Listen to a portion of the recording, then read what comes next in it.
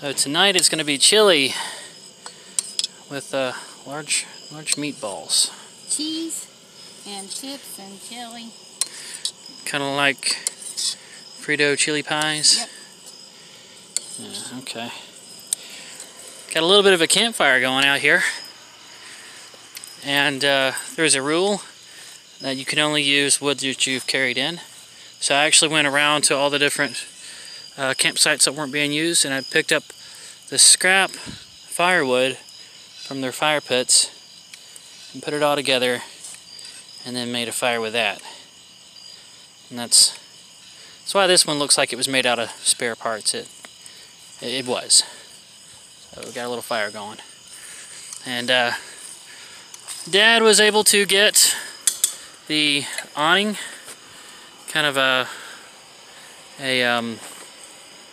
rigged up awning, improvised, there we go, that's the word I was looking for. Improvised awning going on off the side of the camper here. We are done with the chili and just kind of sitting around the fire. And thought we'd have a little story time. It is October, and no, we're not going to do the scary story thing. I don't know, is this story scary, Mom? Would you say this story is scary? No. No, okay. So, Mom, she started it earlier. Oh, I can't really see very well. The glare from the shower house windows is right behind your head. Okay, so I think we're ready. And so the fire is going, and you had started this story earlier when we were eating, but start from the beginning one more time. This is actually the story of the day that I was born? Yep. Okay, go ahead. Well, actually, it starts the day before you were born. One of our dogs got parvo, and he was so bad. He was dehydrating really bad. I didn't know what was wrong. Before we got... So I took him to the vet. Penny? And before we got Penny? Yeah. I think we only had him. Yeah. We had Jingo for a while by himself, and then we got Penny. I think you were the one that found Penny, weren't you, Dad? No, Penny was Grandma Emma's dog. But anyway. Okay, so we had Jingo. Yeah. And he had parvo. And so I took him to the vet, and the vet had to give him an IV of fluids because he hold on. I don't think we've said this yet. Jingo was a Sheltie, which is, if you imagine what Lassie was a collie. The Sheltie, or the Shetland Sheepdog, is the miniature version of the collie. So that's what we had. All right, continue. So I took him to the vet, and the vet gave him some fluids intravenously because he was so dehydrated. He gave him the antidote too. Yeah, and well, he gave him medicines and stuff. But we, and he said, no matter what, you bring this dog back to me tomorrow. I've got to. Because I mean, what was he doing? He was giving him fluids. No, I mean like the parvo. How was that? He was dehydrated because he had thrown up and diarrhea so bad there was blood in his stool. But anyway, he was pretty bad state. Very sick and just about dead. So I said, I need to bring him back tomorrow. He said, no matter what, bring this dog back tomorrow.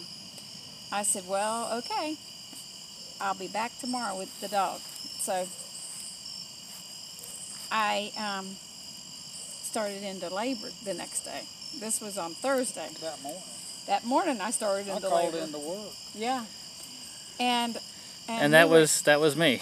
Okay. We called the doctor, and he said, come on down to the hospital, because it didn't take me that long to have land, so he knew. It was like, well, you know, with the second child, you might not dwaddle. Yeah. So you might want to come on in. He said, no, you come on into the hospital. I'll meet you up at the hospital. I said, well, okay. So we took land to a babysitter. Sister Brandon's house, wasn't it? No, it was Jackie Etheridge. Jackie Etheridge. Yeah. And I told Dad, I said, well, we've got to take the dog to the vet. It has to be done, you know. It has to be done. It has to be done. Yeah, if we don't take him in today, he's going to die. Right, and you're in labor. I'm in labor. And so... and it's appropriate. The fire flares up right as we get to this part of the story. I'm in labor, and we're taking the dog to the vet, no matter what. Okay. So we go and take the dog to the vet, and he said, "It looks like you could go just about any time." And I said, "He actually said that?" "Yes." Because, I mean, I was... She looked at him and she said, as a matter of fact, I'm in labor. Yeah. Your water had already broke? No, my water didn't break. You were having contractions. Yeah. It did break ahead of time with Land before I started into labor, but with you it did not. Even after we got to the hospital, though, it was still another couple of hours. So you had never had a spell of false labor contractions? You don't typically have those with a second child. You might have them with they call them Braxton Hicks. Right, yeah. No, I knew I was in labor. You knew you were in labor. I said, well, okay, so... And it was time. Yeah, I'm going to go on, take the dog to the vet. And he said, well... And I said, yeah, as a matter of fact, I'm in labor right now. And he just kind of like... He thought you were joking. Yeah. So I said, well, okay. So we finished with the dog. What did we do with him? We took him back. We had to take him back home. And okay, then, so you brought him there long enough to get an IV. Yeah. You know, more fluids in him, which I'm sure took a little while. Yep. And then you had to drive him all the way back home. Yep. And now you're finally going to the doctor's. Yes. You've been in labor this whole time. Yep. And the doctor was waiting at the hospital. And when I got there, he's like, where have you been? And I said... We had this cute Sheltie with Parvo that had that vet said. And he's like, what? What? He said... You know what's really... Get on in there! And what's really the crux of all of it is he was there all that time, and he disappeared just before you were born. Yeah, right before you were born. And a nurse literally delivered you. Yep. He did that the first time, too. Yeah, he did it with Land. He walked out. So after that... So what, did he get called away on an emergency? Yes. Well, no, it wasn't. It's like, you know, sometimes there's more than one woman in the hospital in labor, and you got to remember it's Atlanta, Georgia Baptist Hospital. And so he was trying to deal with more than one woman having a baby. And so he figured he had another minute or so with me. So he left. And then that's when things got serious. Yes. And the nurse had to deliver. Yes. Were you scared? Was really bad? No, what was bad was you had a cord wrapped around your neck. You were an active baby in the womb. Right. And you had twisted up. You had the cord wrapped around your neck 3 times. 3 times. And so whenever you were being born, it was literally choking. And I was rolling. I was doing a death roll in there. And so she said, "Stop! Stop! Stop! Stop pushing!" And she literally pushed you back. She was a little. Why didn't they just cut it? You don't do that. You have to actually... That's where you're getting your oxygen at that point. Yeah. You don't want to do that. Yeah. You actually okay. So you have to like get the baby delivered and take its first breath and then cut it? Right. Yep. Oh. So she got the cord unwrapped around your neck. She literally pushed you back in. You had and unwrapped she stuck her finger in there and unwrapped it around your neck. I don't know how she figured it out, but somehow she did. She unwrapped it, and you delivered right after that. I mean, just... Yeah, and there was something else about my ears, too. My earlobes were folded up. Folded totally, like this. Right.